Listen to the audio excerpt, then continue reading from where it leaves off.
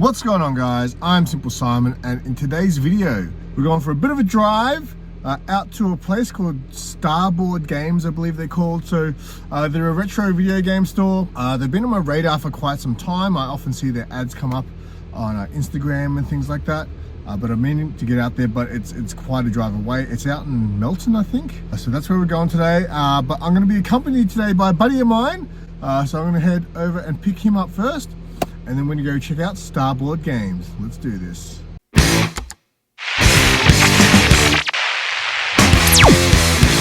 Quick shout out to my Siminions. Your support means the world, and if you want exclusive members only videos and exclusive emojis, hit the join button to find out more. But always remember, your membership is not required. The best way to support the channel is by liking and commenting on videos. This video is brought to you by Defender Hobby Supplies. Please use my affiliate link in the video description and get 10% off store-wide on all in-stock items at Collectors Hub when you use my discount code, Keep It Simple.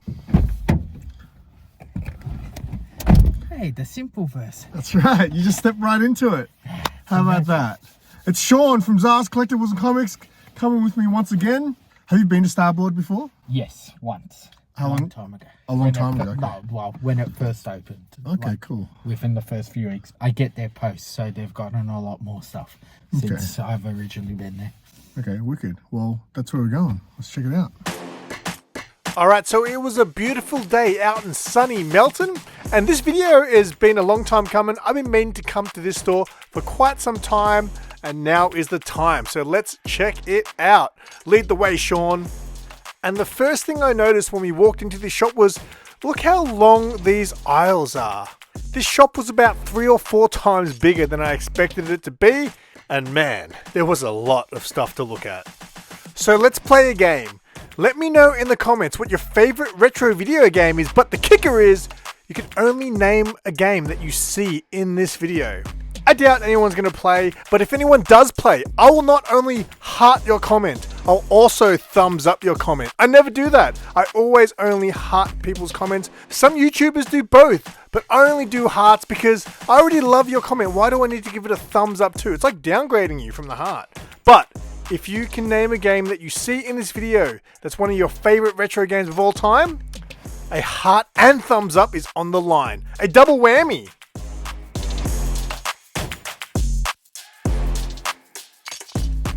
Another cool thing was they had games on display that you could actually play.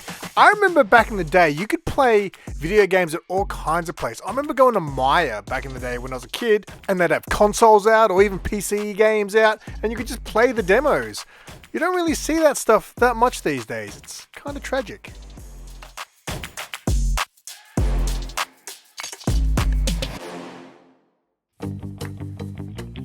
Some of you guys like, hey, I want to play your game, but you're not even showing any games. So here we go. After this cool fighting stick, I need one of those.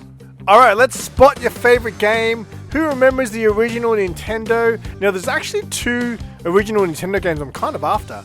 Only if I can find them super cheap. Trojan is one of them, and Maniac Mansion. Ooh, Cobra Triangle. Remember that game? I used to love that game. Hours I spent playing that game when I was a kid.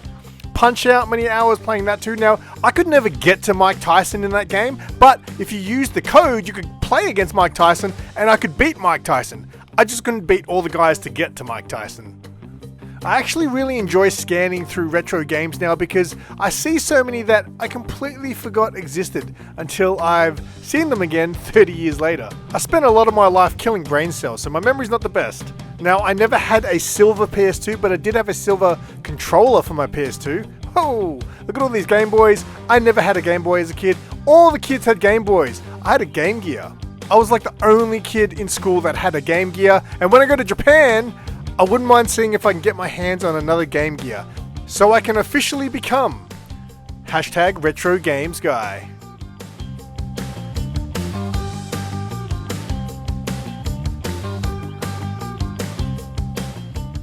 And yes, of course, there was a Pokemon section there, but it wasn't just cards, or maybe in this shop you could say it wasn't just games, it was cards, it was toys, it was collectibles, it was all kinds of Pokemon stuff.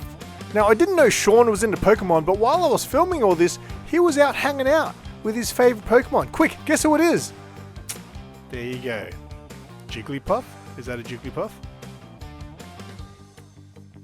Hey, it's the Nerf blaster that started my Nerf craze.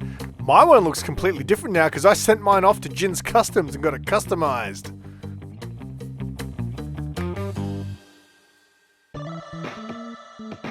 Spotted any games yet? Now, I've asked this question before in previous videos, but I'm going to ask it again.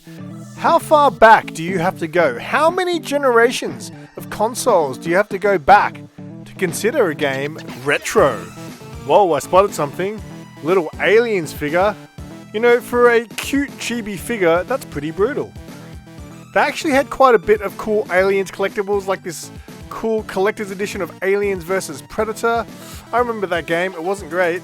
This game though, I used to love. Alone in the Dark. I used to go to my friend's house and play it on his PC. We'd take turns. $190, Jesus. Because I don't really collect retro games, I am blown away by how much some of them are worth. Look at this Spidey joystick, that's definitely worth stopping to have a look at.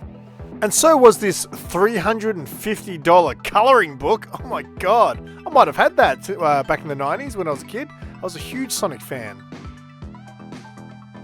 And yes, of course, they had plenty of action figures, they had statues, they even had Gundams, or Gunpla.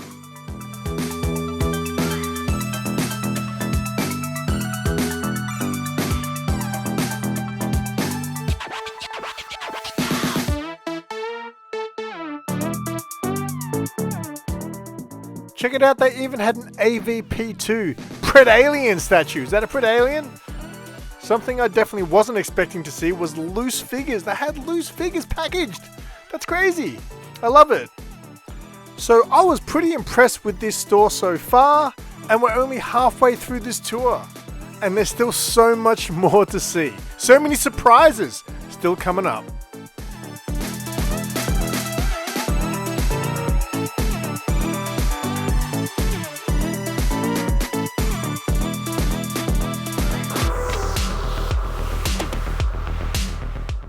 Oh, Sean found the action figure section, and right next door to it was the Hot Wheels section.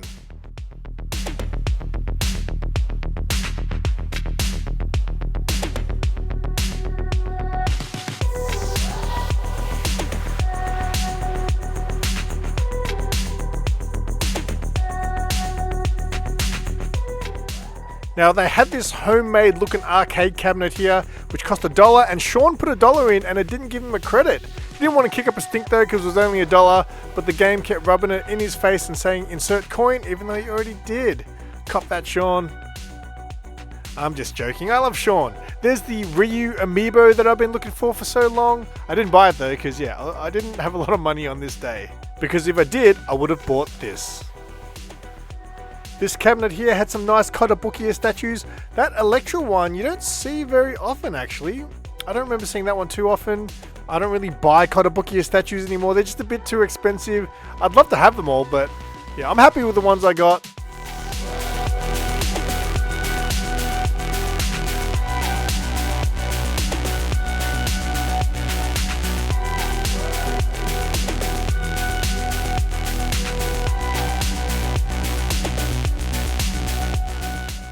Check out these kicks. They had Yoshi.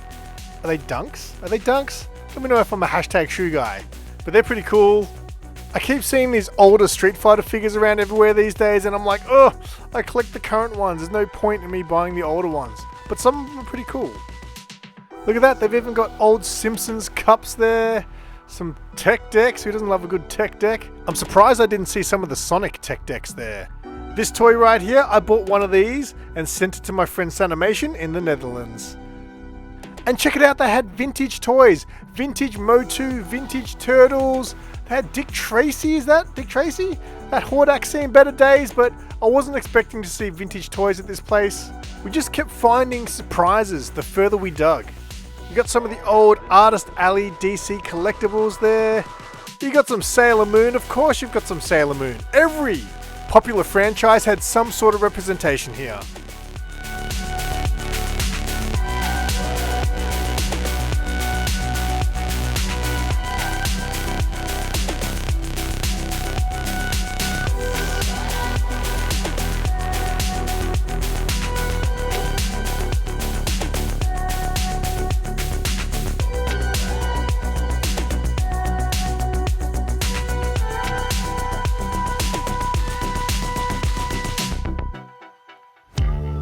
Alright, so this was the one thing I nearly purchased. That Return of the Jedi Blaster was only 45 bucks, but when they took it out of the cabinet, it was missing the battery cover, unfortunately, so that's the reason I left it behind. That's a pretty cool Predator figure there.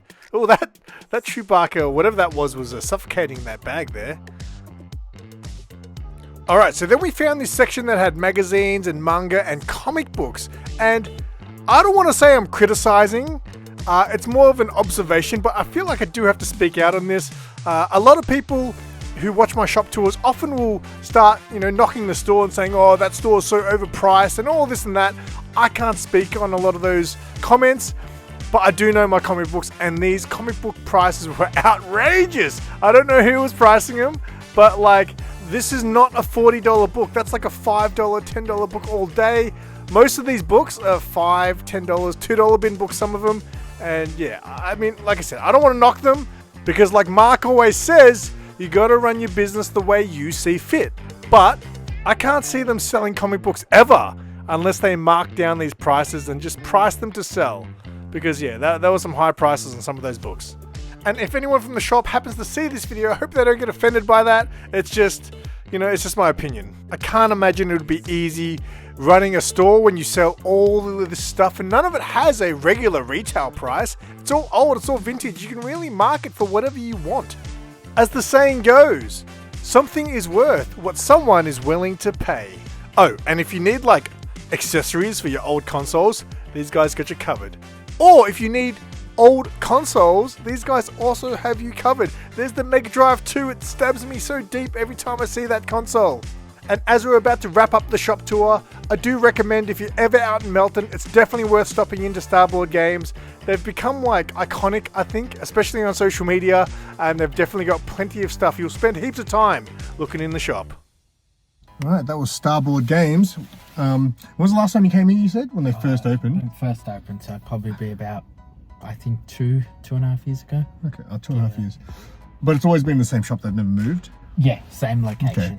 I was really impressed with how big I really wasn't expecting how long that shop was. I was expecting to walk into something similar, not too dissimilar to the Game Expert, which would be maybe like a third of that shop.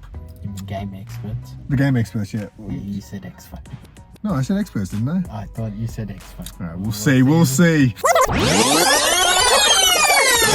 The Game Expert. But I was really impressed. Like, I didn't know. I love shops that kind of specialize in something, but then you go there and then you kind of find all this other stuff too. So it's definitely like a collectible store that had literally everything. Games is obviously their main event, but they had everything from modern toys to vintage toys. They had Pokemon, they had plushes, they had the physical media section and things like that. So yeah, I mean, I was pretty impressed with that. If you're ever out this way, I definitely recommend it. Yeah, I'll leave all the links to Starboard, did I get it right? Yeah. Starboard Games in the description. Check them out, the website and the Instagram. And next, Sean and I are going to go to a vintage store out this way as well called Ray Vinte. Vintage? No, it's called Ray Vinte, I think. Is that? Yeah, check it out. I'm pretty sure it's called Ray Vinte. I'm like, who came up with the name? But we're going to make that a whole separate video. So this vlog is going to be to be continued. Again, if you didn't take your call. Mate, this guy's been getting calls all day, mate. He's a very busy man, this guy. So make sure you follow Sean. His YouTube channel will also be in the description, and check out his content as well. And yeah, until next time, keep it simple.